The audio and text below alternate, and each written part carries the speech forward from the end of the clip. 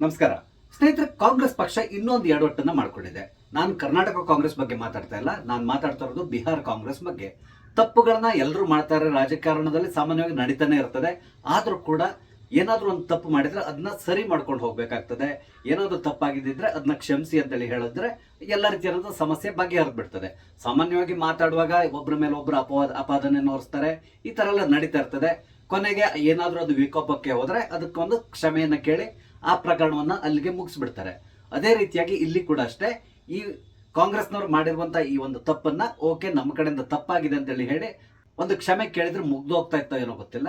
ಆದ್ರೆ ಕಾಂಗ್ರೆಸ್ನ ಮನಸ್ಥಿತಿ ಇತ್ತೀಚಿನ ದಿನಗಳಲ್ಲಿ ಹೇಗಿದೆ ಅಂತ ಹೇಳಿದ್ರೆ, ತಾವು ಏನ್ ಮಾಡಿದ್ರು ಕೂಡ ಅದು ಸರಿ ಅಂತ ಹೇಳಿ ಇವರು ವಾದವನ್ನ ಮಂಡಿಸ್ತಾರೆ. ಆದ್ರಿಂದಾಗಿ ಈಗ ಎಲ್ಲರೂ ಕೂಡ ಕಾಂಗ್ರೆಸ್ ಪಕ್ಷಕ್ಕೆ ಚೀತು ಅಂತೇಳಿ ಉಗಿತಾ ಇದ್ದಾರೆ. ಹಾಗಾದ್ರೆ ಅಂತದ್ದು ಏನ್ ನಡೆದಿದೆ, ಇದೆಲ್ಲದ್ರ ಬಗ್ಗೆ ನಿಮ್ ಜೊತೆ ಮಾತಾಡ್ತಾ ಇದ್ದೇನೆ. ಸ್ನೇಹಿತರೆ, ನಿಮ್ಮೆಲ್ಲರೂ ಕಾಫಿ ಆಯ್ತಾ ಡಿಜಿಟಲ್ ಚಾನಲ್ಗೆ ಸ್ವಾಗತಿಸ್ತಾ ಇದ್ದೇನೆ. ಸ್ನೇಹಿತರೆ, ಈಗಾಗಲೇ ನಿಮ್ಗೆ ಗೊತ್ತಾಗಿರ್ತದೆ ಅಂತ ಹೇಳಿ ತಿಳ್ಕೊಳ್ತೇನೆ. ಬಿಹಾರ್ ಕಾಂಗ್ರೆಸ್ ಒಂದು ತಪ್ಪನ್ನ ಮಾಡಿದೆ. ಅದು ಏನ್ ಮಾಡಿದೆ ಅಂತ ಹೇಳಿದ್ರೆ, ತನ್ನ ಖಾತೆಯಲ್ಲಿ ಒಂದು AI ವಿಡಿಯೋವನ್ನ ಹಂಚಿಕೊಂಡಿದೆ. ಈ AI ವಿಡಿಯೋ ನರೇಂದ್ರ ಮೋದಿ ಅವರಿಗೆ ಸಂಬಂಧಿಸಿದ್ದು. ಒಟ್ಟಿಗೆ 36 ಸೆಕೆಂಡಿನ ವಿಡಿಯೋ ಅನಿಸ್ತದೆ ಇದು. ಈ AI ಜನರೇಟೆಡ್ ವಿಡಿಯೋದಲ್ಲಿ ನರೇಂದ್ರ ಮೋದಿ ಅವರು ಮೊದಲಿಗೆ ಬರ್ತಾರೆ. ಅಂದ್ರೆ ಆ ದಿನದ ಕೆಲಸವನ್ನೆಲ್ಲ ಮುಗಿಸ್ಕೊಂಡು, ಓಕೆ ಇವತ್ತಿನ ನನ್ನ ವೋಟ್ ಚೋರಿ ಕಾರ್ಯಕ್ರಮ ಮುಗೀತು, ನಾನು ಸ್ವಲ್ಪ ಹೊತ್ತು ನಿದ್ದೆ ಮಾಡ್ತೇನೆ ಅಂತೇಳಿ ಹೇಳಿ ಬಂದು ಅವರು ನಿದ್ದೆಯನ್ನ ಮಾಡ್ತಾರೆ. ಅವ್ರು ನಿದ್ದೆ ಮಾಡಿದ ಸಂದರ್ಭದಲ್ಲಿ ಅವರಿಗೆ ಕನಸಿನಲ್ಲಿ ಅವ್ರ ತಾಯಿ ಕಾಣಿಸ್ಕೊಳ್ತಾರೆ. ಹೀರಾಬೆನ್ ನಿಮ್ಗೆ ಗೊತ್ತಿದೆ, ಅವ್ರ ತಾಯಿ ಒಂದು 2 ವರ್ಷದ ಹಿಂದೆ ತೀರ್ಕೊಂಡಿದ್ದಾರೆ. ಇದೆಲ್ಲ ನಿಮ್ಗೆ ಗೊತ್ತಿರುವಂತಹದ್ದು. ಹೀರಾಬೆನ್ ಅವ್ರು ಕಾಣಿಸ್ಕೊಂಡು ತನ್ನ ಮಗನಿಗೆ ಬುದ್ಧಿ ಹೇಳ್ತಾರೆ ಅಥವಾ ಆತನನ್ನ ಎಚ್ಚರಿಸ್ತಾರೆ, ನೀನ್ ಈ ತರ ಯಾಕೆ ಮಾಡ್ತಾ ಇದ್ದೀಯ ಅಂತೇಳಿ. ಅವ್ರು ಏನ್ ಹೇಳ್ತಾರೆ ಅಂತ ಹೇಳಿದ್ರೆ, ಈ ಹಿಂದೆ ನೋಟ್ ಬ್ಯಾನ್ ಅಂತೇಳಿ ಹೇಳ್ಕೊಂಡು ನಮ್ಮನ್ನೆಲ್ಲರನ್ನು ಕ್ಯೂ ಅಲ್ಲಿ ನಿಲ್ಲಿಸ್ದೆ, ಅದಾದ್ಮೇಲೆ ನನ್ನ ಪಾದವನ್ನ ತೊಳೆದು ಅದನ್ನ ರೀಲ್ ಮಾಡಿ ಎಲ್ಲಾ ಕಡೆ ಹಂಚಿಕೊಂಡು ಆ ಮುಖಾಂತರ ನೀನು ಜನರನ್ನ ವಂಚಿಸಿದೆ. ಈಗ ಬಿಹಾರ್ನಲ್ಲಿ ನನ್ನ ಹೆಸರನ್ನು ಉಪಯೋಗಿಸ್ಕೊಂಡು ಚುನಾವಣೆಯನ್ನ ನಡೆಸ್ಲಿಕ್ಕೆ ಹೊರಟಿದ್ದೀಯಾ ಅಂತೇಳಿ ಹೇಳಿ ತನ್ನ ಮಗನಿಗೆ ಬುದ್ಧಿ ಹೇಳುವಂತಹ ಒಂದು ವಿಡಿಯೋವನ್ನ ಇಲ್ಲಿ ಮಾಡಿದ್ದಾರೆ. ಆಗ ತಕ್ಷಣ ಮೋದಿ ಅವರಿಗೆ ಎಚ್ಚರ ಆಗ್ತದೆ, ಎದ್ದು ಕೂತ್ಕೊಳ್ತಾರೆ. ಇಲ್ಲಿಗೆ ವಿಡಿಯೋ ಮುಗೀತದೆ. ಈಗ ಈ ವಿಡಿಯೋ ಅನ್ನೋದು ವಿವಾದದ ಸ್ವರೂಪವನ್ನ ಪಡ್ಕೊಂಡಿದೆ. ಈಗಾಗಲೇ ಬಿಜೆಪಿಯವರು ಕಾಂಗ್ರೆಸ್ನವರಿಗೆ ಹೇಳ್ತಾ ಇದ್ದಾರೆ, ತಕ್ಷಣ ಈ ವಿಡಿಯೋವನ್ನ ಡಿಲೀಟ್ ಮಾಡಿ, ಈ ರೀತಿ ನೀವು ಮಾಡಿರೋದು ತಪ್ಪು ಅಂತಕೊಂಡು ಹೇಳ್ತಾ ಇದ್ದಾರೆ. ಆದ್ರೆ ಕಾಂಗ್ರೆಸ್ನವರು ಅದನ್ನ ಒಪ್ಕೊಳ್ತಾ ಇಲ್ಲ. ಅಂದ್ರೆ ಕಾಂಗ್ರೆಸ್ ಹೈಕಮಾಂಡ್ ಸೇರಿ ನಾನು ಹೇಳ್ತಾ ಇರೋದು, ಅದು ಅವ್ರು ಈ ರೀತಿಯಾಗಿ ಹಾಕಿರುವಂತಹ ವಿಡಿಯೋನ ಸಮರ್ಥನೆ ಮಾಡ್ಕೊಳ್ತಾ ಇದ್ದಾರೆ. ಇದು ಖಂಡಿತವಾಗಿ ಅತ್ಯಂತ ಹೇಯಕರ ಅನಿಸ್ತದೆ. ಇಲ್ಲಿ ಕಾಂಗ್ರೆಸ್ನವ್ರು ಕೊಡ್ತಾ ಇರುವಂತ ಉತ್ತರ ಏನು ಅಂತ ಹೇಳಿದ್ರೆ, ನೀವು ಬಿಜೆಪಿಯವರು ಜವಾಹರ್ಲಾಲ್ ನೆಹರು ಅವ್ರ ಬಗ್ಗೆ ಮಾತಾಡ್ತೀರಾ, ಇಂದಿರಾ ಗಾಂಧಿ ಅವ್ರ ಬಗ್ಗೆ ಮಾತಾಡ್ತೀರಾ, ಹಾಗೇನೆ ಸೋನಿಯಾ ಗಾಂಧಿ ಅವ್ರ ಬಗ್ಗೆ ಕೂಡ ಮಾತಾಡ್ತೀರಾ. ಹಾಗಾದ್ರೆ ನೀವು ಯಾಕೆ ಇವ್ರ ಬಗ್ಗೆ ಮಾತಾಡ್ತೀರಾ, ಈ ರೀತಿಯಾದಂತಹ ಪ್ರಶ್ನೆಯನ್ನ ಮಾಡ್ತಾ ಇದ್ದಾರೆ. ಇಲ್ಲಿ ನೀವು ಒಂದನ್ನು ತಿಳ್ಕೋಬೇಕು, ಜವಾಹರ್ಲಾಲ್ ನೆಹರು ಇರ್ಬೋದು, ಇಂದಿರಾ ಗಾಂಧಿ ಇರ್ಬೋದು ಅಥವಾ ಸೋನಿಯಾ ಗಾಂಧಿ ಇರ್ಬೋದು, ಇವರೆಲ್ಲರೂ ಕೂಡ ರಾಜಕೀಯ ನಾಯಕರು. ಸಾಮಾನ್ಯವಾಗಿ ರಾಜಕೀಯ ನಾಯಕರು ಅವರು ಸತ್ತು ಹೋದ ಮೇಲೂ ಕೂಡ ಅವ್ರು ಮಾಡಿರುವಂತ ಒಳ್ಳೆ ಕೆಲಸ ಇರ್ಬೋದು ಅಥವಾ ಅವ್ರು ಮಾಡಿರುವಂತ ಕೆಟ್ಟ ಕೆಲಸ ಇರ್ಬೋದು, ಅದ್ರ ಬಗ್ಗೆ ಎಲ್ಲರೂ ಮಾತಾಡ್ತಾ ಇರ್ತಾರೆ. ಆ ಮಾತಾಡುವಂತ ಹಕ್ಕು ಸಮಸ್ತ ಜನತೆಗೆ ಇದ್ದೇ ಇರ್ತದೆ. ಕಾರಣ ಏನು ಅಂತ ಹೇಳಿದ್ರೆ, ಅವರು ನಮ್ಮನ್ನ ಆಳದವರು. ಅವ್ರು ಏನಾದ್ರು ತಪ್ಪು ಮಾಡಿದ್ದಿದ್ರೆ ಖಂಡಿತವಾಗಿ ನಾವು ಹೇಳ್ತೇವೆ ಅವ್ರು ತಪ್ಪು ಮಾಡಿದ್ದಾರೆ ಅಂತ ಹೇಳ್ತೇವೆ. ಹಾಗೇನೆ ಅವ್ರು ಏನಾದ್ರು ಒಳ್ಳೇದ್ ಮಾಡಿದ್ದಿದ್ರೆ ಖಂಡಿತವಾಗಿ ನಾವು ಹೇಳ್ತೇವೆ ಅವ್ರು ಒಳ್ಳೇದನ್ನ ಮಾಡಿದ್ದಾರೆ ಅಂತೇಳಿ. ಆದ್ರೆ ಇಲ್ಲಿ ಮೋದಿಯವರ ತಾಯಿ ಹೀರಾಬೆನ್ ಅವ್ರು ಆ ರೀತಿ ಅಲ್ಲ. ಅವರು ರಾಜಕೀಯ ವ್ಯಕ್ತಿ ಅಲ್ಲ. ಅವ್ರು ಒಂದು ದಿನ ಕೂಡ ನರೇಂದ್ರ ಮೋದಿ ಅವರಿಗೆ ಸಪೋರ್ಟ್ ಆಗಿ ಬಿಜೆಪಿಯ ಫ್ಲಾಗ್ ಅನ್ನು ಹಿಡ್ಕೊಂಡು ರಸ್ತೆಗೆ ಇಳಿದವರಲ್ಲ ಅಥವಾ ಮತವನ್ನ ಕೇಳಿದವರಲ್ಲ. ಅಂದ್ರೆ ಅವ್ರ ರಾಜಕೀಯಕ್ಕೂ ಅವರಿಗೆ ಸಂಬಂಧವೇ ಇಲ್ಲ ಅಂತೇಳಿ ಹೇಳ್ಬೋದು. ಅವರು ಕೇವಲ ಮೋದಿಯವರ ತಾಯಿಯಾಗಿದ್ರು, ರಾಜಕೀಯಕ್ಕೂ ಅವರಿಗೂ ಸಂಬಂಧವೇ ಇಲ್ಲ ಅಂತೇಳಿ ಹೇಳ್ಬೋದು. ಅಷ್ಟಲ್ಲದೇನೆ ಮೋದಿಯವರು ಕೂಡ ಅಷ್ಟೇ, ಪ್ರಧಾನಮಂತ್ರಿ ಆದ್ಮೇಲೆ ದೆಹಲಿಯ ನಿವಾಸಕ್ಕೆ ಬಂದ್ರು. ಆದ್ರೆ ಅವ್ರ ತಾಯಿ ಗುಜರಾತ್ನಲ್ಲೇ ಇದ್ದಿದ್ರು. ಅವರು ನಿಧನವಾಗುವವರೆಗೂ ಕೂಡ ಗುಜರಾತ್ನಲ್ಲೇ ಇದ್ರು. ಆಗಾಗ ಮೋದಿಯವರು ಅಲ್ಲಿ ಹೋಗಿ ಬರ್ತಾ ಇದ್ರು. ಅದಲ್ಲದೆ ಮೋದಿಯವರಿಗೆ ತಾಯಿ ಬಗ್ಗೆ ಬಹಳಷ್ಟು ಪ್ರೀತಿ ಇತ್ತು. ಅವರು ಹಲವಾರು ಇಂಟರ್ವ್ಯೂಗಳಲ್ಲಿ ಕೂಡ ಹೇಳ್ಕೊಂಡಿದ್ರು ಅವರ ಮತ್ತು ತಾಯಿಯ ನಡುವೆ ಇರುವಂತಹ ಸಂಬಂಧದ ಬಗ್ಗೆ. ಮೋದಿ ಅವರು ಅವ್ರನ್ನ ಭೇಟಿ ಮಾಡ್ಲಿಕ್ಕೆ ಹೋಗ್ತಾ ಇದ್ದ ಸಂದರ್ಭದಲ್ಲಿ ಇವಾಗ್ಲೂ ಕೂಡ ನನಗೆ 100-200 ರೂಪಾಯಿ ಕೊಡ್ತಾರೆ ಖರ್ಚಿಗೆ ಅಂತ ಹೇಳಿದ್ದನ್ನ ಕೂಡ ನೀವು ನೋಡಿದಿರ. ಅಂದ್ರೆ ಅವರಿಬ್ಬರ ಮಧ್ಯೆ ಇದ್ದಂತ ಸಂಬಂಧ ಅಷ್ಟೊಂದು ಉತ್ತಮವಾದಂತ ಸಂಬಂಧ. ಆದ್ರೆ ಮೋದಿ ಅವರು ಅವರ ತಾಯಿಯನ್ನ ಯಾವುದೇ ಕಾರಣಕ್ಕೂ ರಾಜಕೀಯಕ್ಕಾಗಿ ಉಪಯೋಗಿಸ್ಕೊಂಡಿದ್ದನ್ನ ನಾವು ಎಲ್ಲಿಯೂ ನೋಡಿಲ್ಲ. ಆದ್ರೂ ಕೂಡ ಕಾಂಗ್ರೆಸ್ ಹೇಳ್ತಾ ಇದೆ ನಾವು ಮಾಡಿದ್ರಲ್ಲಿ ತಪ್ಪೇನಿದೆ ಅಂತ ಹೇಳ್ಕೊಂಡು. ಖಂಡಿತವಾಗಿ ಇದು ತಪ್ಪು. ಯಾಕಂದ್ರೆ ರಾಜಕೀಯಕ್ಕೆ ಸಂಬಂಧ ಪಡದೇ ಇರುವಂತಹ ವ್ಯಕ್ತಿ ಬಗ್ಗೆ ಇವ್ರು ಯಾವಾಗ್ಲೂ ಕೂಡ ಮಾತಾಡ್ಲಿಕ್ಕೆ ಹೋಗ್ಬಾರ್ದು. ಅವ್ರು ಕೇವಲ ಮೋದಿಯವರ ತಾಯಿ ಅಂತ ಹೇಳಿ ಈ ರೀತಿಯಾದಂತಹ ವಿಡಿಯೋವನ್ನ ಮಾಡಿ ಅವ್ರಿಗೆ ಅವಮಾನ ಮಾಡ್ಲಿಕ್ಕೆ ಹೊರಟಿರೋದು ಖಂಡಿತವಾಗಿ ತಪ್ಪು ಅನಿಸ್ತದೆ. ಇತ್ತೀಚೆಗೆ ಬಿಹಾರಲ್ಲಿ ರಾಹುಲ್ ಗಾಂಧಿ ಅವರ ರ್ಯಾಲಿ ಸಂದರ್ಭದಲ್ಲಿ ಏನ್ ನಡೆದಿದೆ ಅನ್ನೋದು ಗೊತ್ತಿದೆ. ಒಬ್ಬ ಕಾಂಗ್ರೆಸ್ ಕಾರ್ಯಕರ್ತ ಸ್ಟೇಜ್ ನಲ್ಲಿ ನಿಂತ್ಕೊಂಡು ಮೋದಿಯವರ ತಾಯಿಯ ಬಗ್ಗೆ ಅತ್ಯಂತ ಹೇಯಕರವಾಗಿ ಘೋಷಣೆಗಳನ್ನ ಕೂಗಿದ್ದನ್ನ ನೀವು ಕೇಳಿದ್ದೀರಾ. ಆತನನ್ನ ಅರೆಸ್ಟ್ ಕೂಡ ಮಾಡಿದ್ದಾರೆ. ಮೋಸ್ಟ್ಲಿ ಇವಾಗ್ಲೂ ಕೂಡ ಅವನು ಜೈಲಿನಲ್ಲೇ ಇದ್ದಾನೆ ಅಂತ ಹೇಳಿ ತಿಳ್ಕೊಳ್ತೇನೆ ನಾನು. ಆ ಸಂದರ್ಭದಲ್ಲಿ ಮೋದಿಯವರು ಬಿಹಾರಲ್ಲಿ ಒಂದು ರ್ಯಾಲಿಯಲ್ಲಿ ಮಾತಾಡ್ತಾ ಇರೋ ಸಂದರ್ಭದಲ್ಲಿ ನನ್ನ ತಾಯಿಯನ್ನು ಕೂಡ ಇವರು ಬಿಡ್ತಾ ಇಲ್ಲ, ನನ್ನ ತಾಯಿಯ ಬಗ್ಗೆ ಅತ್ಯಂತ ಕೆಟ್ಟದಾಗಿ ಘೋಷಣೆಯನ್ನು ಕೂಗಿದ್ದಾರೆ ಅಂತ ಹೇಳ್ಕೊಂಡು ಆ ಸಾರ್ವಜನಿಕ ಸಭೆಯಲ್ಲಿ ಹೇಳಿದ್ರು.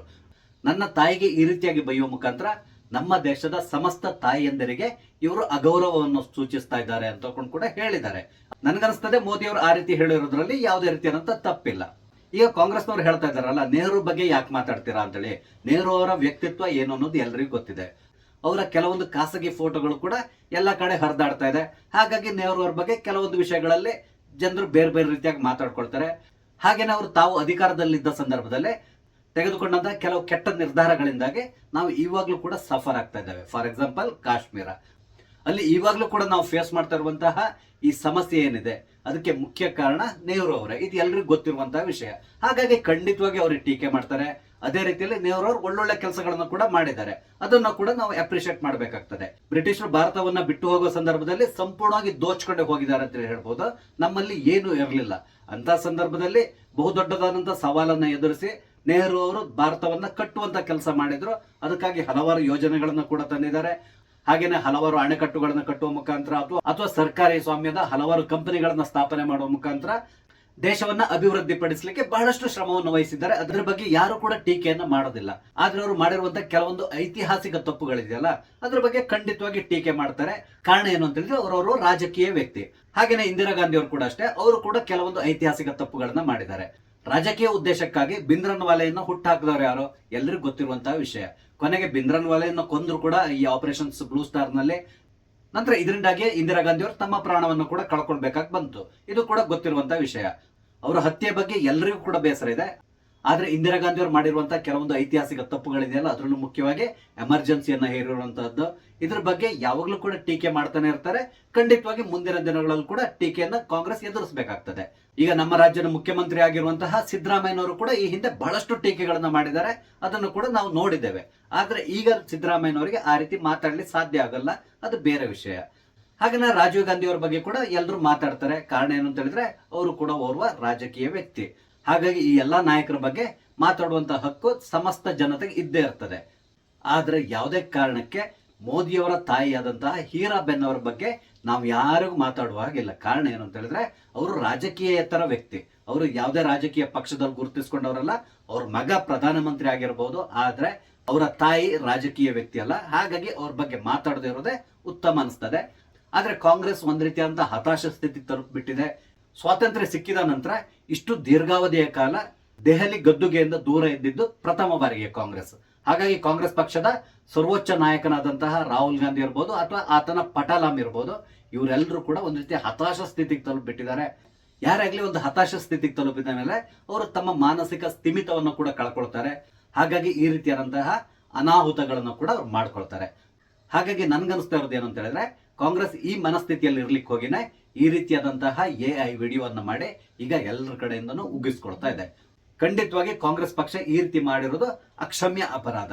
ಆದಷ್ಟು ಬೇಗ ಅವರು ಈ ವಿಡಿಯೋ ಏನಿದೆ ಅದನ್ನ ಡಿಲೀಟ್ ಮಾಡಿ ತಕ್ಷಣ ಮೋದಿಯವರ ಕ್ಷಮೆ ಕೇಳಿದ್ರೆ ಖಂಡಿತವಾಗಿ ಕಾಂಗ್ರೆಸ್ ಪಕ್ಷದ ಬಗ್ಗೆ ಇರುವಂತಹ ಗೌರವ ಹಾಗೆ ಉಳ್ಕೊಳ್ತದೆ. ಇಲ್ಲದಿದ್ರೆ ಅವ್ರ ಬಗ್ಗೆ ಇರುವಂತಹ ಅಲ್ಪ ಸ್ವಲ್ಪ ಗೌರವ ಕೂಡ ಖಂಡಿತವಾಗಿಯೂ ನಶಿಸಿ ಹೋಗ್ಬಿಡ್ತದೆ. ಹಾಗಾಗಿ ಕಾಂಗ್ರೆಸ್ ಪಕ್ಷ ಇಲ್ಲಿ ಕ್ಷಮೆಯನ್ನ ಕೇಳಲೇಬೇಕು. ಆದ್ರೆ ಕಾಂಗ್ರೆಸ್ ಪಕ್ಷ ಕೇಳ್ತದ? ಖಂಡಿತವಾಗಿಯೂ ಕೇಳಲ್ಲ. ಕಾರಣ ಏನು ಅಂತ ಹೇಳಿದ್ರೆ ರಾಹುಲ್ ಗಾಂಧಿ ಅಷ್ಟು ಗರ್ವಿಷ್ಠ ವ್ಯಕ್ತಿ ಬೇರೆ ಯಾರು ಇಲ್ಲ ಅನ್ಸ್ತದೆ.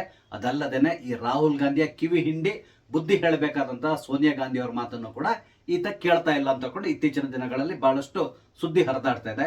ಆದ್ರಿಂದಾಗಿ ಖಂಡಿತವಾಗಿ ರಾಹುಲ್ ಗಾಂಧಿ ಅವರು ಕ್ಷಮೆಯನ್ನ ಕೇಳೋದಿಲ್ಲ. ನೋಡೋಣ ಈ ವಿವಾದ ಮುಂದಿನ ದಿನಗಳಲ್ಲಿ ಬಿಹಾರದ ರಾಜಕೀಯದಲ್ಲಿ ಯಾವ ರೀತಿಯಾದಂತಹ ಪರಿಣಾಮವನ್ನ ಬೀರ್ತದೆ ಅಂತೇಳಿ. ಸ್ನೇಹಿತರೆ, ನಾನು ಹಂಚಿಕೊಂಡಂತ ವಿಷಯ ನಿಮ್ಗೆ ಇಷ್ಟ ಆದ್ರೆ ಲೈಕ್ ಮಾಡಿ, ಶೇರ್ ಮಾಡಿ, ಹಾಗೆ ದಯವಿಟ್ಟು ನನ್ನ ಚಾನಲ್ ಸಬ್ಸ್ಕ್ರೈಬ್ ಮಾಡಿ. ನಮಸ್ತೆ, ಜೈ ಹಿಂದ್.